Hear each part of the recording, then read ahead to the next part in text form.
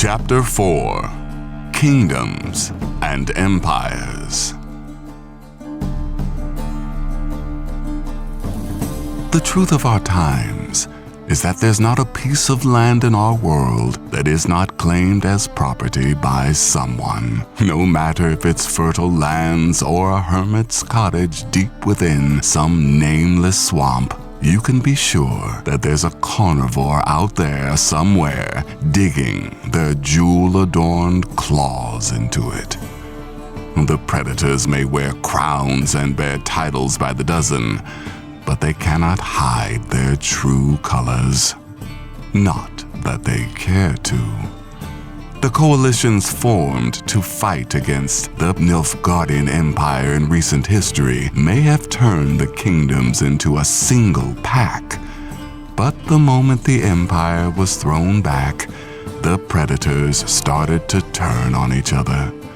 Such is the fate of this pit of vipers we call the North. Am I exaggerating?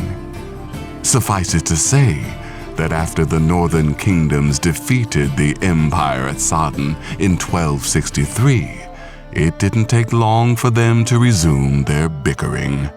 Redania, with its vast farmlands but underdeveloped industry, could not fight against the influx of cheap goods from the empire in the south. The king of Redania, Vizimir, reacted by instituting staple rights in cities it controlled and influenced. King Foltest of Temeria returned the favor by severely undercutting Redanian merchants. This resulted in Redania establishing prohibitive importation tariffs to protect their economy from collapsing under the economic might of the empire. As for the kingdoms of Edern and Kedwin, to understand their quarrel, you need look no further than the fertile Pontar Valley. This stretch of land has been the source of food and wealth for the entire region. Whoever held the valley had the keys to the north. The squabble between the two kingdoms turned into armed conflict more than once, with perhaps the most heinous being the annexation of the valley by Kedwin. Before Kedwin turned on the empire, of course. Oh, how the nobility love a good backstabbing. But the four kingdoms aren't all there is in the north. The mighty maritime mercantile kingdom of Kovir and Povis is small in terms of size, but is a veritable economic giant.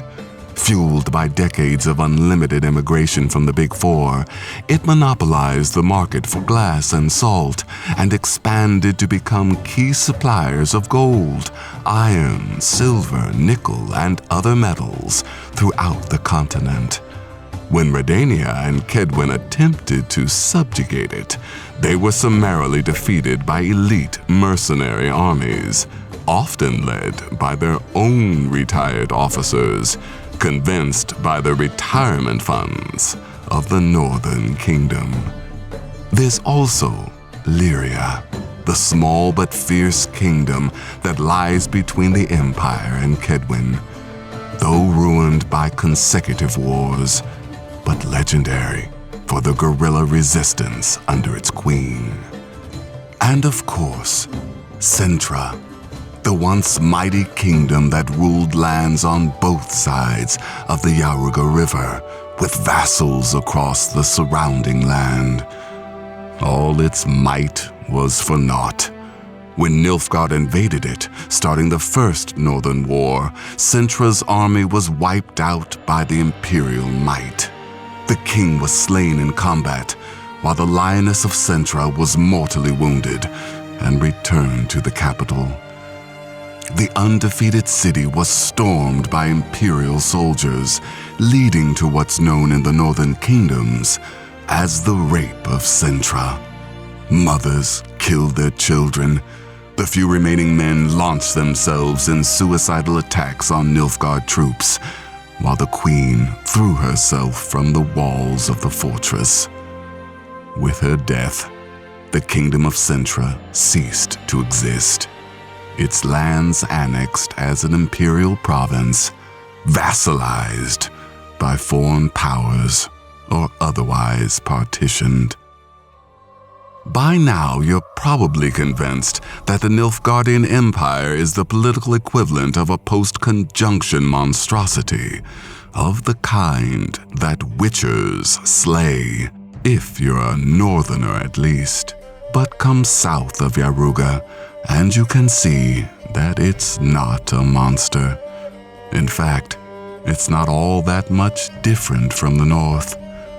True, all bend their knees before the absolute monarch ruling from Nilfgaard on the Alba, but its lands are a mosaic of kingdoms and realms just the same. There's one key difference. With all its faults, Nilfgaard has far fewer problems with elves and dwarves. In fact, the Empire fielded an entire elite regiment of elven troops. That alone should tell you volumes about the elder races and their place on the continent. But that is a story for another day.